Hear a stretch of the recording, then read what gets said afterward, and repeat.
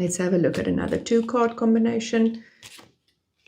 The Nine of Pentacles. This is the card of the independent female, strong, independent, wealthy, doing her own thing, not caring what the world thinks.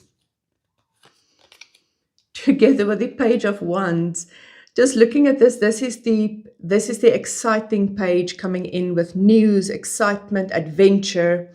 So I feel, firstly, that's why I was just laughing. The lady thinks she's independent and doesn't need anybody, and then the charmer comes along and swoops her off her feet.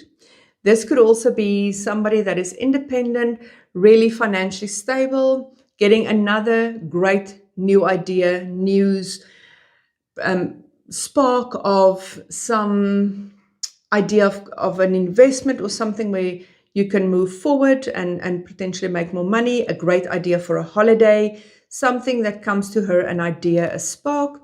Or this could really be somebody that's good at business and having a new idea in terms of a new branch or department or something that is going to be extending the business further. So this is a mix of stability, financial as well as emotional, and stability and independence, and something new coming in, a new idea, a new passion, and potentially travel, or of course a loved one.